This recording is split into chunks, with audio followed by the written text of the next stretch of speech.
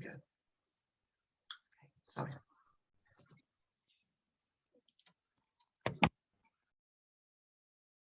Thank you. Yeah, thank you for inviting me. I'm a hydrogeologist by training.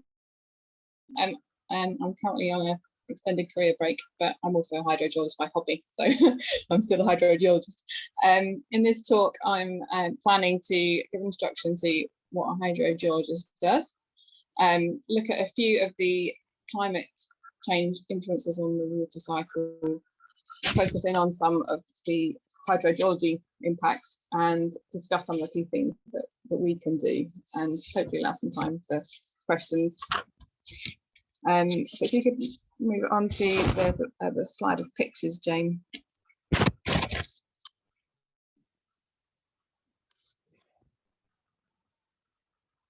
Yeah, that one. So I worked as a hydrogeologist for 7 years before going on career break.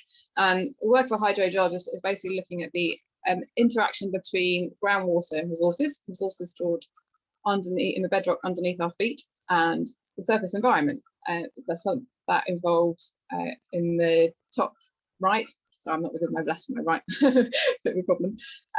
There I was looking at monitoring water levels and water quality as part of the design for the A3 Hindhead tunnelling scheme, which tunnelled through 2 SSSI sites around Hindhead. In the top left, I did some work on post-tsunami water resource recovery after the 2004 Indian Ocean tsunami. The bottom, this is working with some schools, teaching them a bit about the environment and the role of water. And the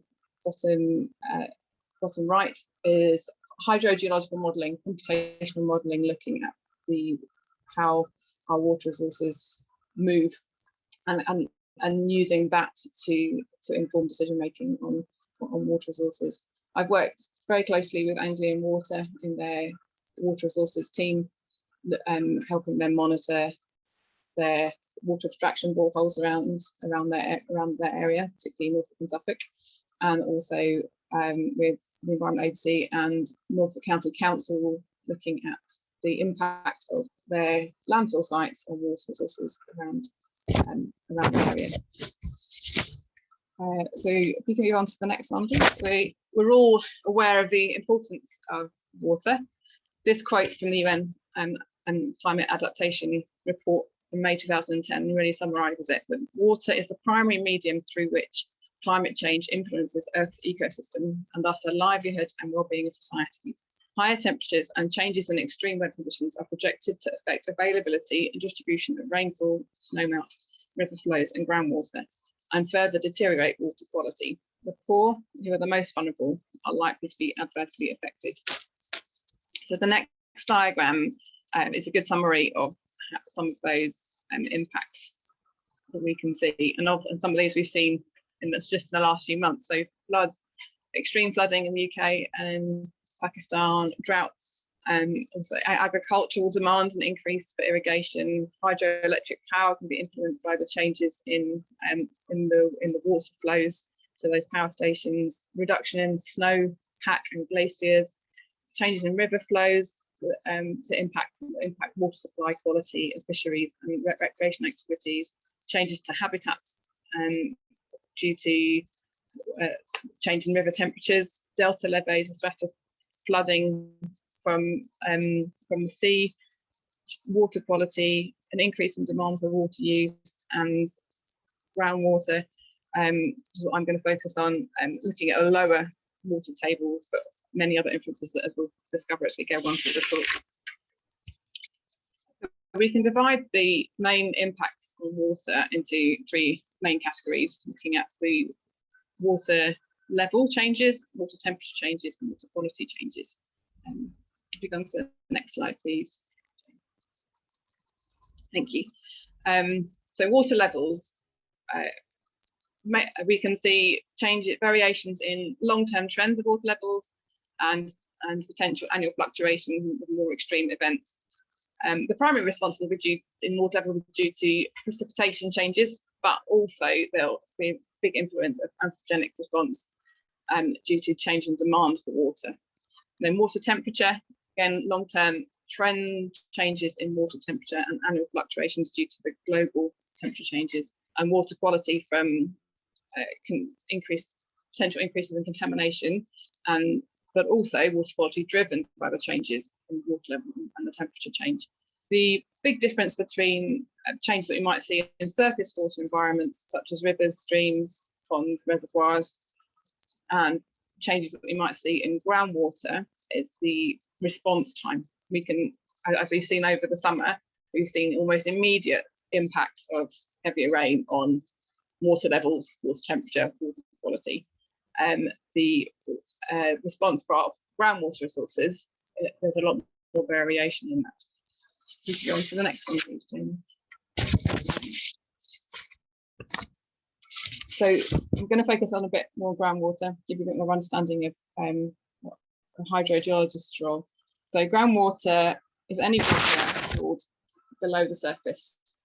There's a big misconception that this is underground rivers, which do exist, but a very small percentage of the groundwater available to us. The majority of water stored underground is in pore space between the particles of the rock, or in small fractures and fissures in the rock. The ground through which the water moves can act as a filter to contaminants, to trap contaminants, and the impact of changes on the surface, the impact of changes that happen on the surface on groundwater is really dependent on the depth of the aquifer, which is named given to the rock that stores the water, and the thickness and the nature of anything overlying that aquifer. So in this image, you can see in the bottom left, the bright yellow layer, which we call an aquitard, which is a layer of rock which doesn't store water and prevents water from infiltrating further down through the earth. And then we've got recharge, and also if you look on the very right, we've got the sea and saline groundwater and fresh groundwater. And this is another impact that I'll come back to, with the impact of changes in sea level on the availability of fresh water near the coastline. Next slide, please, Jane. So there's been a lot of modelling. There's been some modelling work. Oh, sorry, this is not slide. It's slightly easier to see conceptual model. I've got nice that image in there. If you go on to the next one, please, Jane.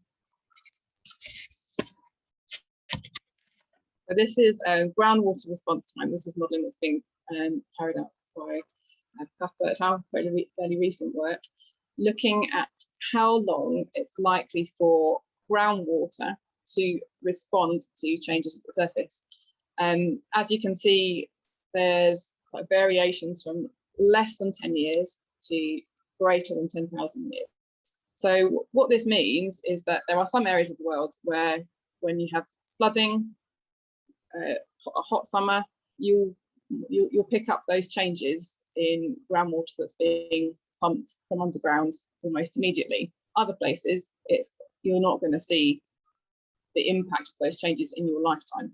So we've got groundwater can potentially act as a buffer to some of the changes that we see on the surface. So if you're abstracting water that has been underground for 300 years, for example, it will have lower contamination, potentially be much colder, and can act as a buffer to feed into rivers and streams that have been impacted by climate change. But also, there's the potential that the groundwater is a ticking time bomb for the future. If it's responding to changes in surface water and our climate now, in 300 years' time, we may then be finding that we're pumping higher temperature, high contaminant load groundwater out and adding that as a problem to what we're seeing already. So I'm going to look at a bit more in detail at the UK and the groundwater that we have available to us. So go to the next slide, please, Jane.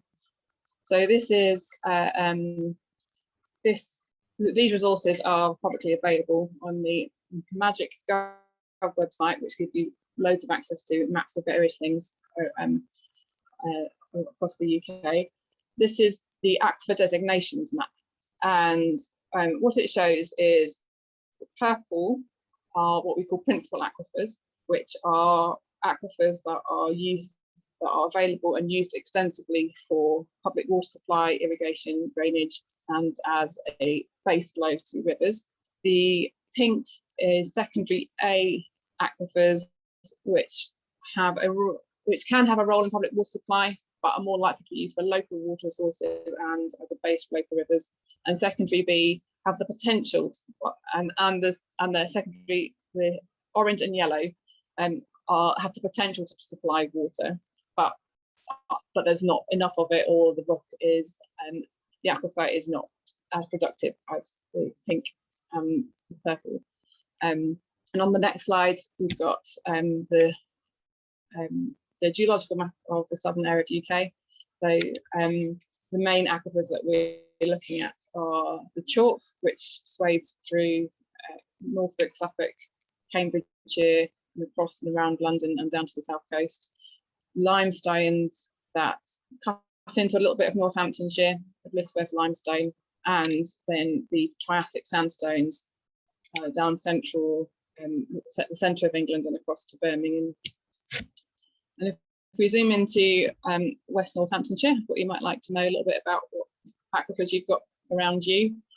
So the purple is the Blisworth limestone, and that's a principal aquifer, which I'm not actually sure. I haven't been able to find out whether Anglian Water actually have any boreholes which supply from that, but it has the potential to supply large amounts of water to the public. The secondary A aquifer, it may supply is the Northamptonshire sands, and may supply water that recharges into some of the local rivers. And the secondary B are the more muddy clay into layers, the mudstones linked with the limestones. And the yellow is mostly overlying sands and clay deposits over the top. So if you go on to the next one, please, Jane. So I'm now going to talk through some of the impacts on groundwater levels of potential changes and the changes we're observing with climate change. So impact on groundwater levels, obviously with increase in the global temperature, we're likely to see a decrease in the period of time over a year where surface water will be recharging into groundwater due to increased evaporation, more increased temperature, more evaporation, less available to recharge, but also a change in the amount of rainfall that we're getting in total. And there's also the secondary impact of that. An increase in temperature will lead to humans increasing the amount that they abstract to use for their own use. An increase in groundwater abstractions for agriculture, or potable water, but also if you get an increase in temperature, there's more evaporation from rivers, and more groundwater will then discharge into to form the base flow of the rivers, which will then bring down, could potentially bring changes in groundwater levels. There's currently no convincing evidence that groundwater levels are changing as a result of climate change. And the next slide shows some of the work that's been done to have a look at potential changes. I'm not going to go into the details of this, partly because I don't understand it, but just to give you an idea of the kind of stuff that goes on behind the scenes. So this is a computational model for an area around Marlborough and the Berkshire Downs, where they've taken the hydrogeological model of all the aquifers in that area, combined it with the Hadley climate model to just come up with some possible predictions of how groundwater levels might change under different future climate conditions. And yeah, at the moment there's no definite possible change in groundwater levels, but it's the kind of thing, as I said earlier, it's the kind of thing that as we go further into seeing climate change impacts at the surface, we're more likely to pick up. We've got more data to put into these kind of models to predict more about the future. And if we go on to the next slide, we'll now have a look at temperatures, impact on groundwater temperatures. So the groundwater temperature naturally varies with depth. In a deep aquifer, it's almost always somewhere around 10 degrees centigrade. An increase in air temperature will increase the temperature of the water that's being recharged to the aquifer. And as I said earlier, there'll be slow responses to changes for the deep aquifers, and it may be a long time before we see these changes in temperature affecting the changes in the water temperature. But there is evidence of an increase of 0.01 degrees centigrade per year and in a data set that the Environment Agency brought together for between 1990 and 2008. And that increase is likely to continue into the future. And why is this important? Because increases in the temperature of the water will have the potential to have the potential to change the water quality due to a decrease in dissolved oxygen. Warmer water doesn't dissolve oxygen as efficiently as colder water, which will then increase the photosynthesis in aquatic plants and lead to more anoxic environments, which if you've got groundwater aquifers that are the primary base flow, the primary source of water flow into rivers and streams, you're then adding warmer, more anoxic water into an environment that's already responded to climate change by being warmer, more anoxic. As I was saying earlier about the ticking time bomb of effects. And then if we go on to water, this feeds into changes in water quality.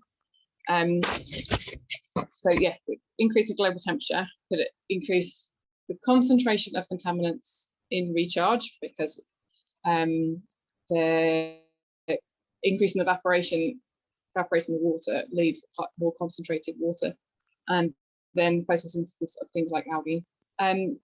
Also, one big change in groundwater quality that I referred to earlier as a result of climate change is sea level rise and saltwater incursion. So if you press the button, Jane, there should be a fly-in diagram. So this is a clip of the image I showed earlier, which just focuses on the coastline. So at the coastline, salt water is heavier than fresh water, and if you have an aquifer at the coastline, the salt water will sink below the fresh water, and you have this sloping boundary like in the diagram. If you increase the sea level, that boundary will move further inland. So there's the potential that coastal communities and coastal abstractions will gradually become more brackish and more saline, and you're therefore having to close those abstractions or find alternative fresh groundwater sources, or do some complicated technological changes like introducing desalination plants, or there is a pumping method where you can pump fresh water and saline water at the same time to make sure that you only get the fresh water. But it's going to involve big changes for coastal communities to have to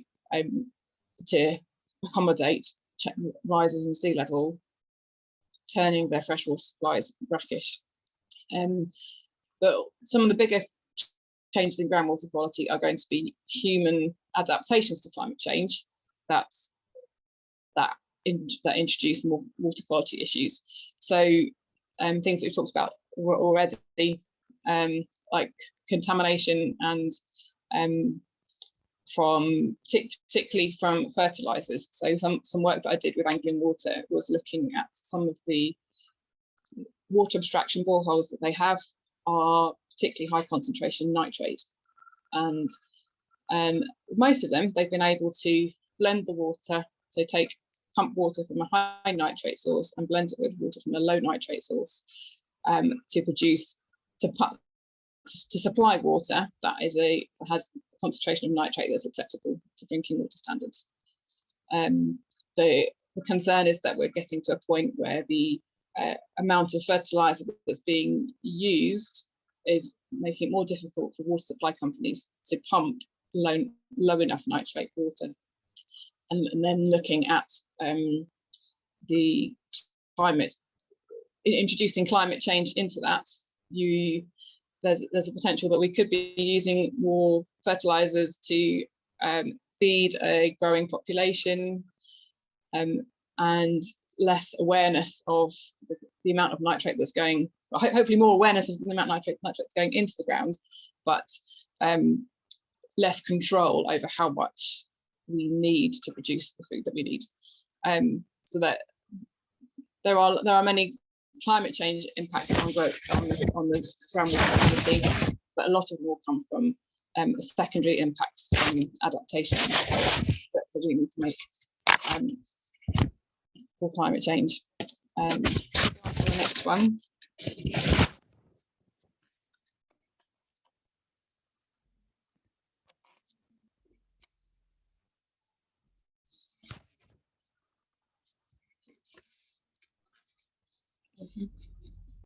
Have you got that? Is that I'm on the next one, or do we need to... No, it should go on to kind of what we can do. How about that? Oh yeah, that's what we can do. Yeah, that's right. Okay, cool. Thank you. So I'm having a little bit of think about what our role can be. Previous talk by Abby, she gave a lot of information about individual changes that we can make to conserve our water resources. Basic things that probably everybody knows already, like limiting the amount of water you use in by turning the tap off, reducing the amount of water you use in your household. But also one big thing that there is more and more research about is the hidden water resources of some of the things that we purchase, such as the amount of water it takes to produce the cotton for clothing, or almonds in California. The main focus of what we do should be on maximizing the amount of recharge back into the ground. There's as developments increase the amount, something that came up in discussion earlier, the amount of paving that we have is diverting a lot of our water resources to storm drains, to sewers, which sometimes is recharged back to the ground, but is often just lost to rivers and out to sea. So as well as reducing the amount of water that we use, maximizing the amount of water that we use that gets recharged to ground is really, really important. So I'm going to talk a bit more about SUDS in the next slide. And the other thing is to educate people around us, which I'm sure is what you do a lot of already. So if you go to the next slide, please, James.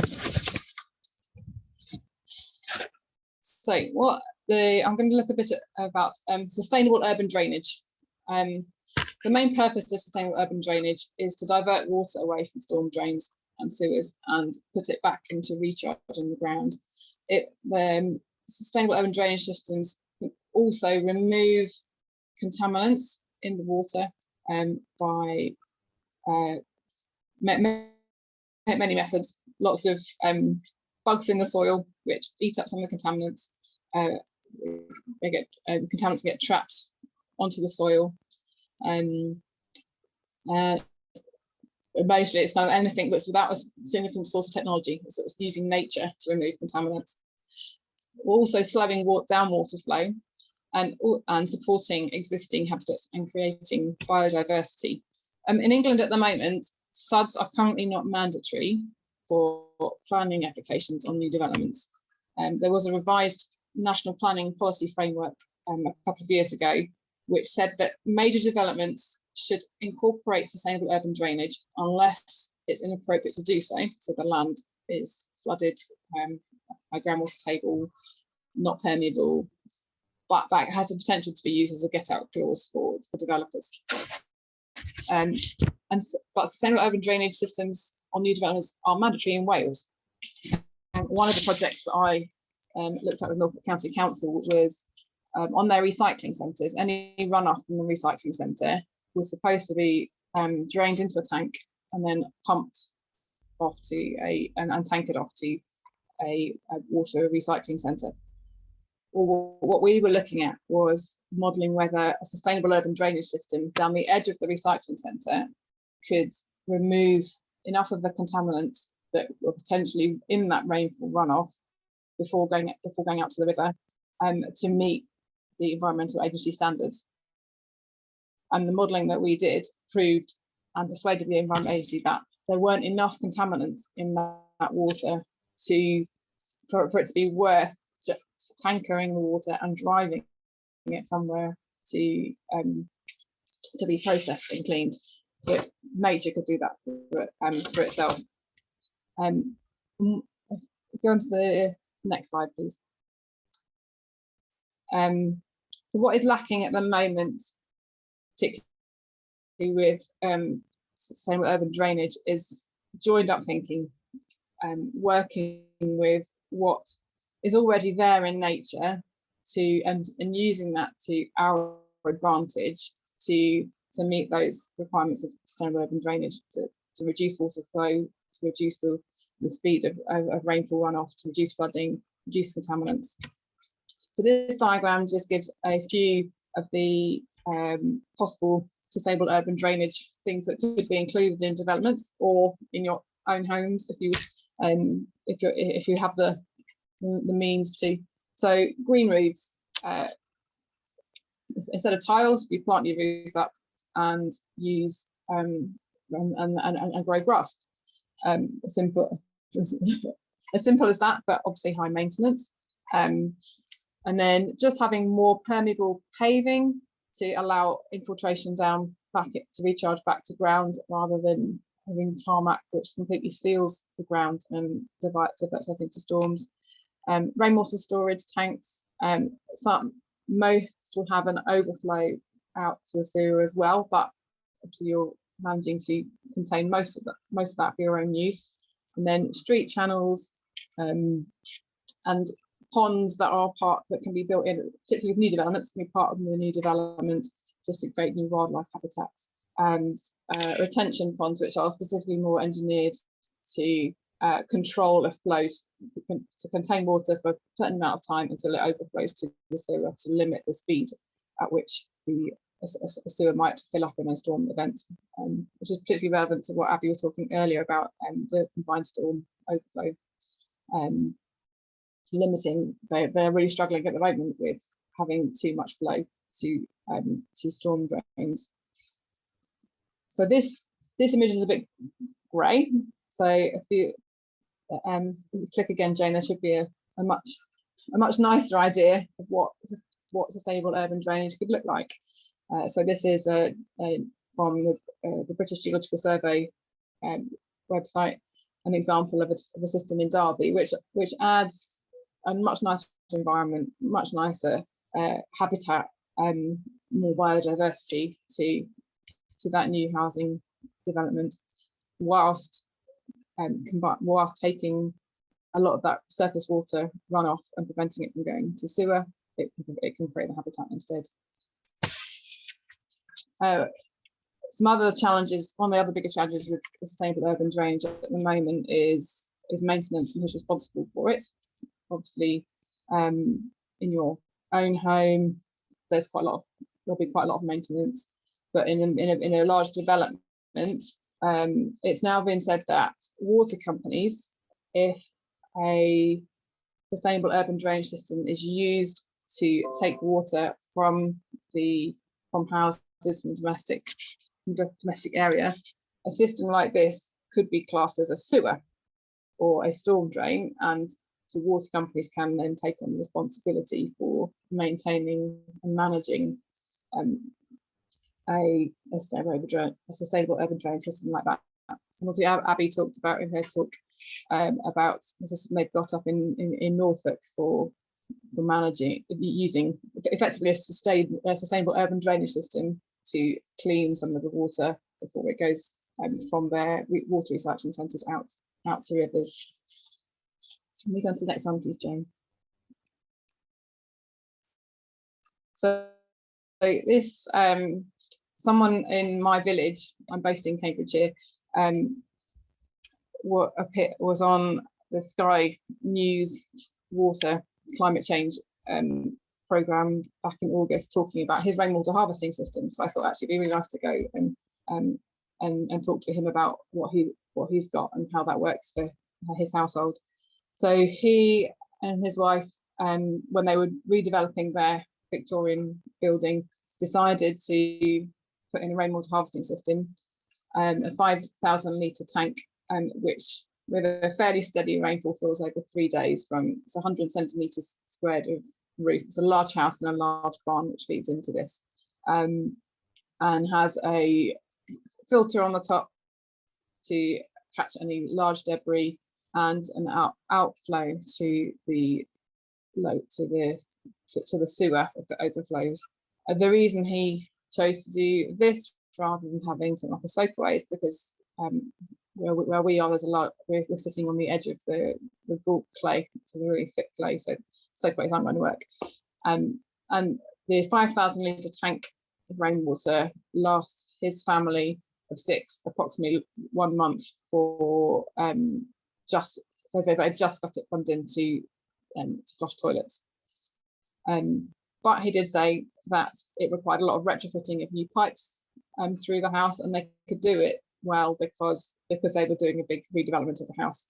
And it's obviously dry for most of the summer. He said it's been dry for 5 months until it rained a few days before this.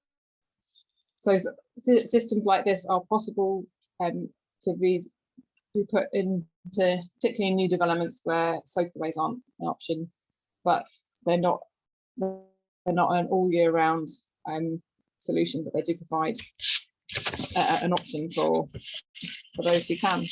And it would be great if new developers took on more responsibility for putting things like this into new developments. It could be quite easily built into a garden, and covered over. All you left is a small hatch in your garden, and otherwise you don't notice the tank is there. I guess the risk is that you're then passing on the responsibility for maintenance and care of the system to the new household owner, and you've got to have a lot of education to make sure that they are happy to manage that system and make it work. If we go on to the next one, please.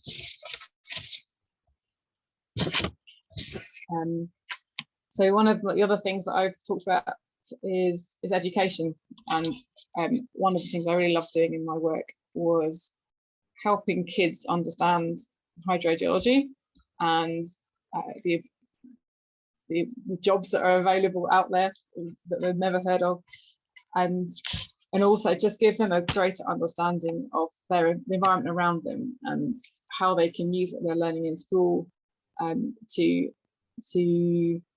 their environment. So this project that I've got a photograph of was one that I developed in 2012 after we'd had two dry, low recharge winters, and after a very warm March, the water levels, particularly around Suffolk and Norfolk and Cambridgeshire, were almost at drought levels. So a drought was declared on the 1st of April 2012, and on the 2nd of April it started raining, and it felt like it didn't stop until June. It was just weeks and weeks of rain, and I heard so often, how are we still in drought when we've had rain for 3 weeks? So I developed this model to take into schools to mimic, to be a model of the groundwater system. So the sponges represent the layers of chalk under us, with large gaps between sponges to represent the fractures and fissures in the chalk, which a lot of our water is pumped from. And then they added in the cloth was just for convenience. There isn't a hydrogeological reason for a cloth. But then they got them to add sand and soil and little plants and things onto the top of the cloth, and then spray water over the top and get them to watch how long it took for that water to get down to the bottom of the sponges. And we had a little hand soap pump in there, so they monitored how long it took them before they could get enough water in there to pump some water out. And for young kids, this is just a kind of a hands-on activity, but for the older kids, we taught them through upscaling that to a real life system and working out how long it would actually take after it started raining before you could see the effects at a deep groundwater level. And it was actually surprisingly accurate, and showed them that it could possibly take 1 to 3 months, depending on the depth of the aquifer, before you see the response of the rainfall on the surface in drought conditions, before you see that as a water level change that you can is significant enough to bring you out of drought conditions. So yeah, education is key. They loved things like this. They love learning about their environment, and the hope is that as we inspire this generation and the younger generations, that they can take on some of this back home with them, and have an enthusiasm for their environment and enthusiasm for working with their environment as well. So yes, in conclusion,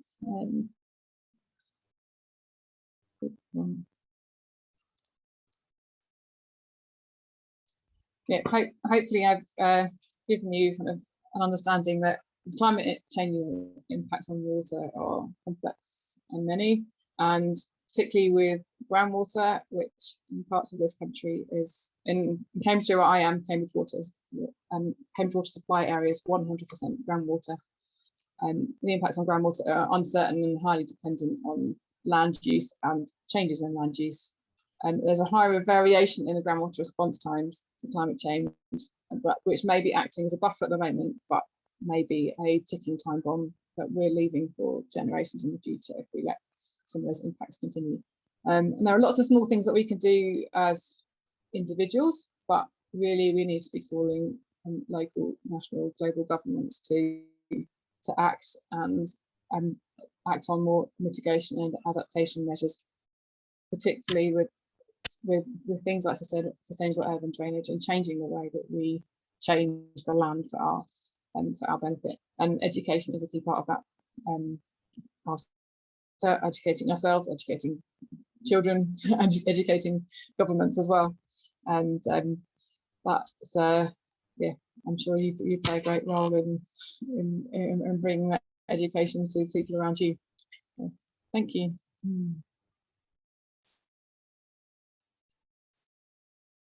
Oh, that was another example that I was going to use, but I left it in the end. I can talk.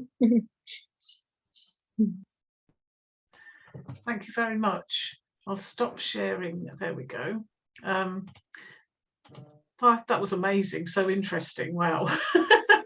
Definitely understand a lot more about it now. Does anybody have any questions that they would like to ask Elizabeth on the basis of that incredibly information-packed presentation? Walk up to the. Can I go to this? Yeah. Hello there. Oh.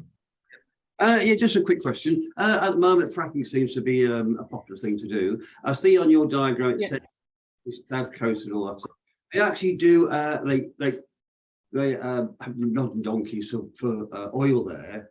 If they started fracking coast, would that contaminate the waters?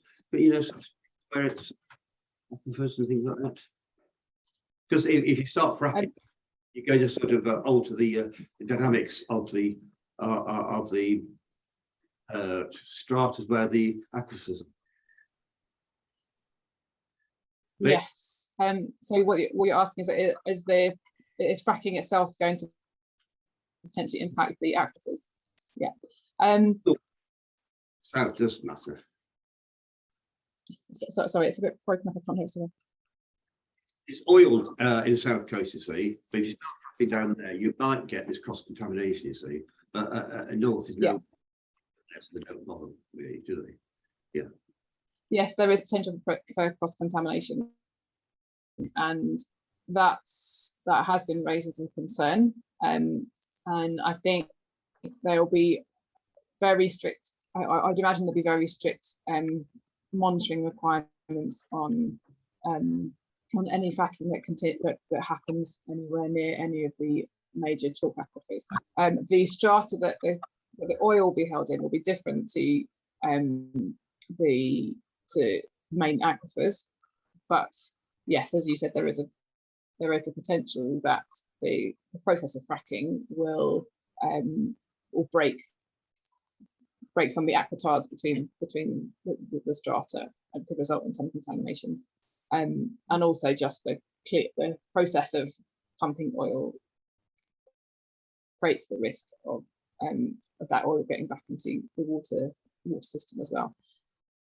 I imagine that there'll be very strict monitoring requirements, but even so, one of my big concerns about fracking, well, one of the many, is that we don't actually know what's going to happen until we start doing it, and once we've done it, then we're in trouble. Yeah. You say that in the Second World War, when they're cleaning off engines of bit fires and all that sort of stuff, the agent that you use for get rid of the oil is still actually in the aquifers down there, isn't it? That is the case. Yes, I believe it is. There are many, particularly the chalk aquifer across Norfolk and Suffolk. You can plot some major historical events through the chemistry of the water that you pump. So there are Anglian water abstraction boreholes all across the Cambridgeshire through to the Suffolk and Norfolk and Essex coast, and some of those are pumping from 100 meters down, and so the water recharges over Cambridgeshire and up the Wash coast. So any rainfall that falls then, you can see. I can't remember exactly what it is, but there's the hydrogen bomb experiments. You can pick up those changes in the water that's extracted from mid Suffolk and Norfolk. You can see traces of that in water that's extracted from that depth, and you can. It's like a history of water quality over England from what you extract as you go further east. So, shares in Anglo Water, but it's just up there. Yeah.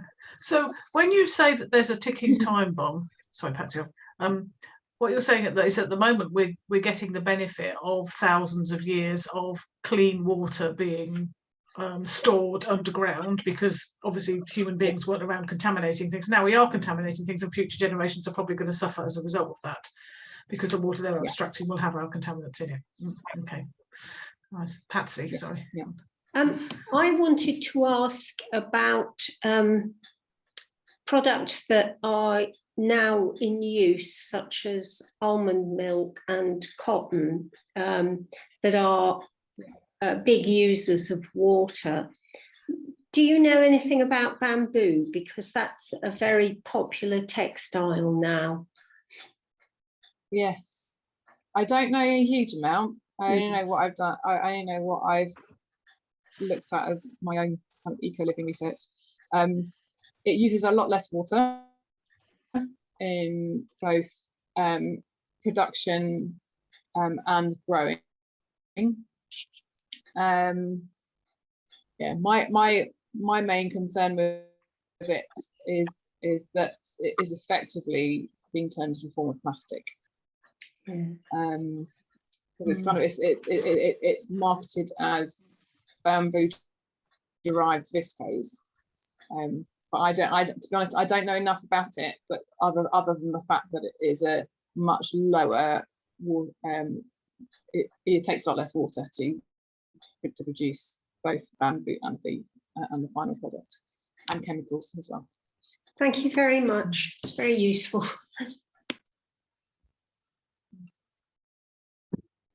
Yes, Elizabeth, you mentioned the groundwater temperatures going up by 1/100 of a degree a year. Yes. How do you think you get the importance of that across to the public? Because a degree in 100 years is quite serious, I would imagine. That'll dissolve a lot more. Yeah. Minerals. And I'm reminded of one of my favourite John Wyndham books, where they've got a problem with the sea level rising, and this scientist is reporting it in how many hundredths of an inch it's going up a year, with the result that everyone ignores him until they lose. Yeah. Yeah. So is there a way of getting that across to the general public that it's a serious problem? I guess as you say, maybe saying an increase in a degree over 100 years is probably more impactful than 1/100th of a degree per year. I think particularly with groundwater, there is so little understanding of how important it is anyway, that we kind of have to start with that side of the education first. I think, and we've got to, the only research that has been done is that one study by the Environment Agency looking at one data set. So we've got to increase the amount of research that's been carried out first. And so we've got more information to go to the public with. But making them understand the impacts of 1 degree change in terms of how that's going to change the environment and the impact that's going to have on rivers and streams. I think that's the main thing we can educate them on. But we are so far, we need a lot more education in general before we start going with lots of details, and I think that's a real challenge at the moment. Is that? Yeah, I remember that when I was working at Thames Water, the problem with nitrates in the supply was starting to raise its head, and the public weren't really that interested until they realised that Thames Water had emergency bottling plants, and once the nitrate Yes. got a certain level, they were going to start delivering bottled water to pregnant and nursing mothers. And I think in that, some of the public felt a bit left out, and that started to raise awareness. And I was wondering if it's something like that that's needed. Yeah, I think it's I guess we need to be more drastic in letting people know what the consequences are.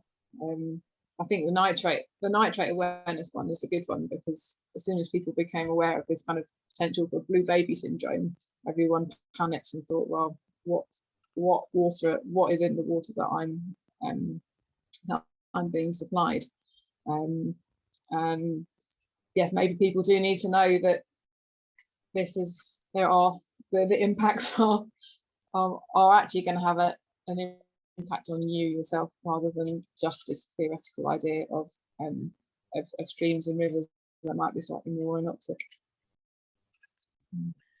It's interesting, isn't it, that when you were talking about blending high nitrate abstracted water with low nitrate abstracted water to reach an acceptable level, I suspect that to a lot of people intuitively, like no level of nitrates in your drinking water would be the ideal, rather than, it feels like something that probably shouldn't be in water at all. And most people probably don't realise that. But it's no, a lot of people probably don't. There is the process for removing nitrate is an incredibly expensive, energy hungry process, and that's the way that it might have to go. I'm a bit out of date on this information, but it was but people equally will be aware of the cost impact of that on their water. So Anglian Water in particular struggle with that, but I'm sure it's because of the land use nature of their water supply area. I'm sure it's in other areas as well. But if they kind of said, well, we've got to build this enormous nitrate plant, this is the way that our water, this is the only way we can treat the water now, and it's going to add this much to your per litre of your water, then people will probably start to wake up a bit then. But the issue being that nitrate is not an issue that's caused by individuals. It is something that needs to, it's a culture change in agriculture, and that has been happening. There has been agriculture now, and now they've done a lot of modelling looking at which areas of a catchment of an abstraction borehole are likely to contribute the most nitrate to that abstraction, and work with farmers to persuade them to reduce the nitrate application on particular parts of their land to reduce the amount of nitrate that gets to the water borehole. Because presumably, apart from anything else, the nitrate that's ending up in the water system isn't doing what it's supposed to do when they put it on the ground. It's not fertilising the plant, so it's actually a waste of money from their perspective too. Yeah, so it's a win-win situation. But again, it's education and working with the farmers and saying this is to your advantage as well as our advantage. Yeah. It's just been a history of just dumping it on and hope that it does the job rather than actually thinking about the changes in technology in farming. I think will have a big influence on that as well, because they can actually look at, they can plan more easily in the cab of a tractor where they're putting the fertilizer. The high cost of nitrogen is going to make farmers think again. But speaking as an ex-farmer, if RB 211 or 209 or whatever it is, the instruction book on fertilizer application for farmers gives you strict instructions on how to put on nitrogen, when to put it on, and they're not allowed to put it on in the winter. And they get information on how much winter rainfall there has been, washing nitrogen through and so on. So if a good farmer has no need to pollute anything, but it's probably a lot of farmers are not so good and don't know what to do. So and there hasn't been an incident of blue babies, I don't think, since the 19th century, has there? And this is very rare in England.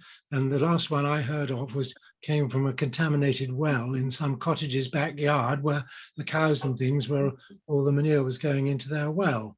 So I don't think we really need to worry about blue babies very much. It's something I think it brings up, but it's complete. It's one of these things of fear. Sorry. So sorry, I cut across you. And I think it's one of those things that's a fear. It's a kind of, the nitrate has the potential to lead to blue baby syndrome without it actually being a realistic, without it actually being likely to happen. Like being struck by lightning. Probably less likely than that even, isn't it? Yeah. Is there a need to get close to something? Is there nitrates? Is there a home device? You can get magnets, can't you, for your pipes and things to produce the calcium, something like that. But is it not a home device you can buy so you can filter your water through put electrical current through it to get rid of the nitrate, or is it that bound up molecule? No, I think it's I can't remember the process exactly, but it's converting nitrates into nitrites and then into something else, and it's an in-depth chemical process. Okay, yeah, thank you. Go on, exchange residents. You need to be closer to the speaker. Yes. Residents, aren't there any ion exchange residents that will do it? I can't remember. I'm sorry, that's not my area of expertise. I mean, reverse osmosis, that's the thing, but it's very expensive, of course. Yes, you can use reverse osmosis for a lot of things, but I can't remember if nitrate is one of them. I just know that it's one that the water companies have said for financial reasons they just work with the blending until they get to crisis point. Right, well, we are just a couple of minutes over time. Are there any other questions that anybody wants to ask before we close? Privatisation of, at the moment, they are selling lakes off. Oh, the Arabs to get our water supply. So that means we're diminishing if people start selling off reservoirs and things for currency. So, sorry, Arabs I didn't catch the question. lakes in this country for fresh water because it's cheaper than Yeah. having. So is that likely to be a trend in the future? So we're actually selling our assets off to other people, selling off the reservoirs to foreigners, basically. This has happened in Australia, where they've privatised they've created a market for water, and the farmers thought, wow, this is a good idea, because it's not like here where the water authority owns the water. So they thought, we can extract the surplus water and sell it. But of course, the problem was that when there's a surplus of water, it's got low value. It's when it's short supply that it's high value, and all of a sudden the farmers didn't have any water and loads of farms have closed. Oh. What's happened here? I don't know. I very much doubt that's going to happen here, because the ground abstractions are very highly controlled by the Environment Agency, and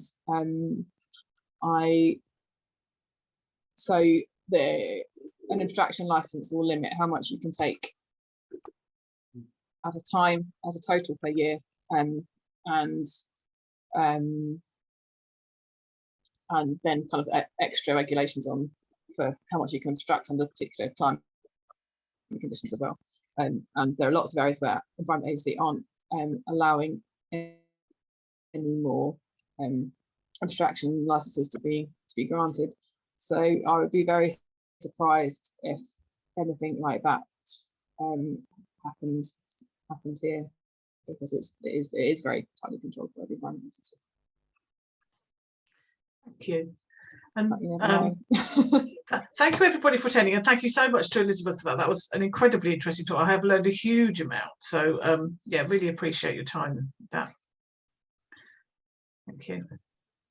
I shall stop recording.